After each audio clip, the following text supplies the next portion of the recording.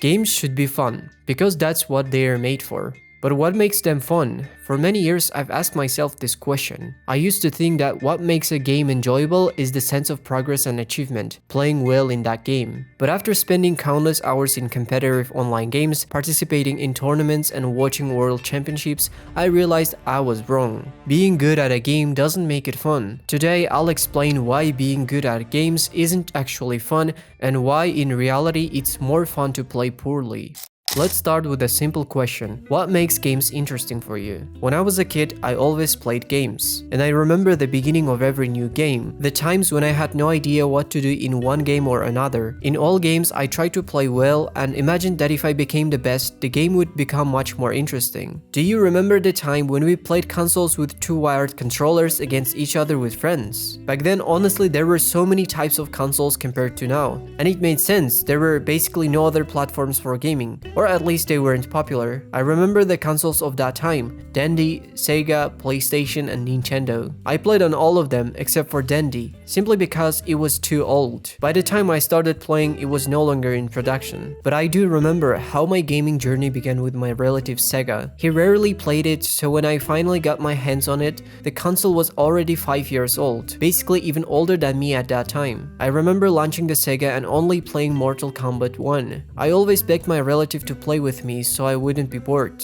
At that time, I didn't really understand how to play, so I just mashed all the buttons randomly, and of course I always lost to my relative brother. But back then, it was incredibly fun, so I didn't give up. On the contrary, every loss made me more determined and more passionate about the game. My brother would often start the game and then leave me alone so I could practice and learn new moves until he returned. But that didn't really make me stronger, I just started pressing buttons more intelligently. Then one day, my brother decided to play against me again to see how much I had improved. I don't even remember which fighter I picked, but somehow I finally won against him. That victory made me entire day. I was so happy that I went around telling all the kids on the street how I had beaten my brother in the game. Nobody believed me, so I kept trying to prove it, arguing with them. I was filled with excitement. But looking back now, I realized that my brother probably let me win on purpose so that I could experience the thrill of victory. At the time though, I didn't think about that. That victory inspired me to play more, to learn more about the game. I kept improving until I could pull off fatalities and special moves. It was truly exciting. That was the first game in which I became the best among my childhood friends in the neighborhood. But that was just the beginning. I remember that many years later, before the PlayStation 4 was even released, my classmate and I loved going to gaming centers to play on the PlayStation 3. By that time, the PS3 already had many games, but we always preferred fighting games. There were different ones, but our absolute favorite was Tekken. That game literally became an addiction for us. As soon as we had money, we would go play and compete against each other, learning every combo and simply enjoying our childhood when the world felt so full of life. Sometimes I won, sometimes my friend did. I have to admit, I wasn't particularly well off financially at the time, as my parents didn't just give me money for no reason. My friend, on the other hand, came from a wealthier family, so he always had money. He often paid for our gaming sessions, while I could only contribute when I received money on special occasions. On the rare occasions my parents gave me money, they always asked what I was going to spend it on. I usually lied, saying I would buy food with my friend, but instead we would go play PlayStation 3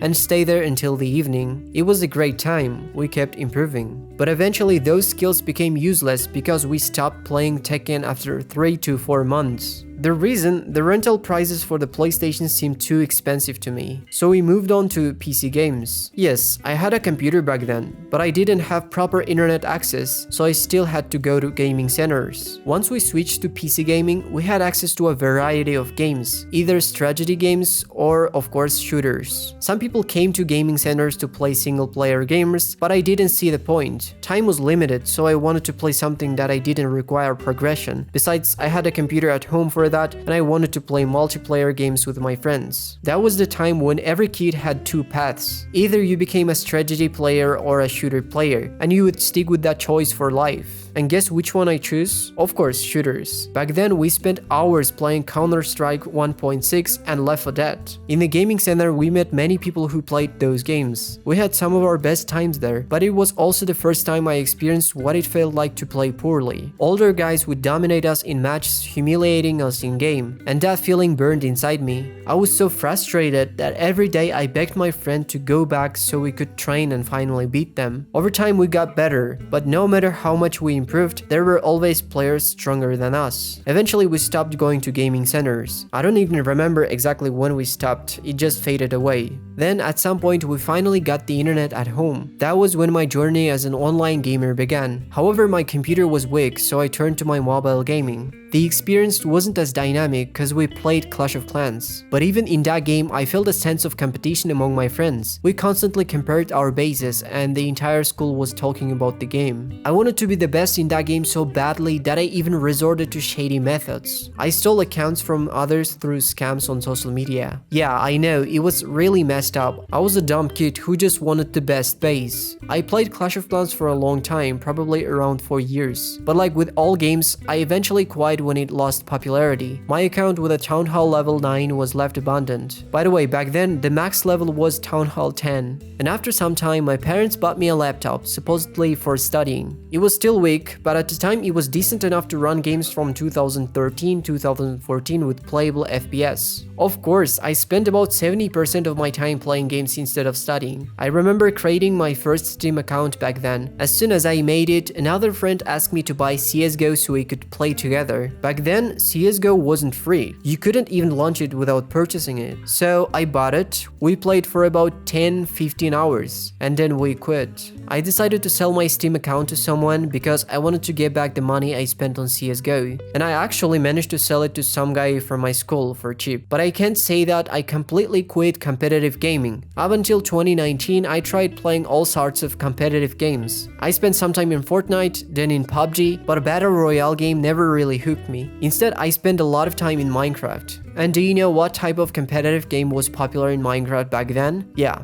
PvP. In minigames like Bed Wars, Sky Wars, and Hunger Games, everyone was fighting against each other. I got addicted to Minecraft because of that. I watched YouTube videos, looked for ways to improve at PvP, and eventually became one of the best players on the server. It gave me a feeling of power. I got so caught up in it that I completely forgot the essence of Minecraft. It's not a competitive game. It's a sandbox where you relax and do whatever you want. Not something that should stress you out with competition. And yet for 2-3 years, I was grinding on Minecraft servers, obsessed with getting better. After the COVID lockdown, I returned to CSGO and played 1,500 hours up until today. But in recent years, I started noticing changes in myself. I was becoming more aggressive. The games felt less fun. Yes, I was obviously improving, but I started taking every match too seriously. I argued with friends over games, broke my devices out of frustration, and at some point I asked myself, is this even fun anymore? Am I really playing for enjoyment? I remember that as soon as I started playing competitive games, the single games I spent a lot of time playing could be counted on my fingers because there are very few of them. After spending thousands of hours in competitive games and improving in some of them, I finally understood what I had lost in gaming, and that is immersion. But what exactly do I mean by that? Let me explain. When we play competitive games, we never really think about the fact that games are meant for immersion and fun, not just for wasting our nerves. As I mentioned earlier, I spent a lot of time playing Minecraft, but during all that time, I don't remember a single moment when I truly played survival mode and felt the essence of the sandbox. Instead, I was constantly playing PvP, honing skills that didn't really matter in the long run. Even when I entered single-player worlds to survive, I watched YouTube guides on how to build beautiful houses, how to survive efficiently, and how to play better. But why? To lose the main essence of a sandbox game? The very thing that says, do whatever you want based on your imagination? Even when I play in competitive games, how could I feel the atmosphere of the game if the same thing repeated over and over? I lost the feeling of trying a game for the first time, where you don't know anything and slowly learn its mechanics. As I mentioned earlier, once I realized my addiction to CSGO, I started noticing that I wasn't playing anything else. There were rare moments when I played a single-player story game, but even then I could barely get through it, because while playing, I always felt the urge to go back to Counter-Strike. We all argued with friends over these competitive games, said awful things to each other, and were even ready to kill each other over a game, right? Losing the sense of fun and immersion,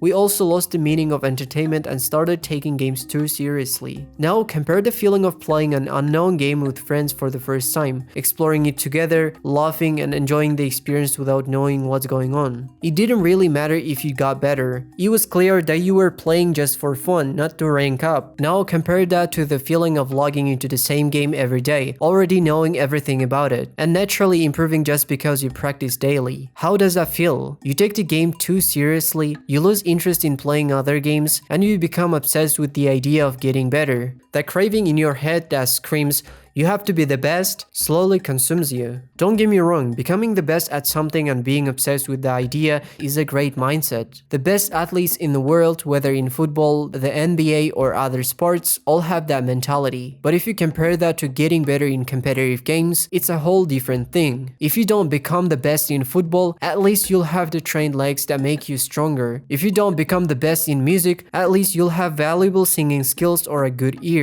If you don't become the best in math, at least you'll develop strong cognitive abilities. But if you don't become the best in a game, your ego will keep telling you that you can get better. But let's be real, you'll never be better than billions of people in the world. That's literally impossible. And once you realize that you couldn't become the best in CS2 or Fortnite, all you'll be left with is lost nerves, ruined relationships, and nothing else. You might say I'm wrong and that you play just for fun. If you really do and you're not playing for rank or skill, then okay, that's fine. If you genuinely enjoy spending thousands of hours in the same game, then go ahead, keep playing. But if you're obsessed with the idea that you'll one day be the best in a game played by millions, without trying other genres, other interesting games, or engaging storylines, then please think back to when you were a noob in a game and compare it to your mindset now. If your mentality hasn't shifted from "I want to get better" to "I've already gotten better", then you're probably just losing interest in the game itself. That game is no longer giving you joy, it's just making you suffer. Hope you enjoyed the video. If you did, please subscribe to the channel and check out the videos on the screen. See you all next time.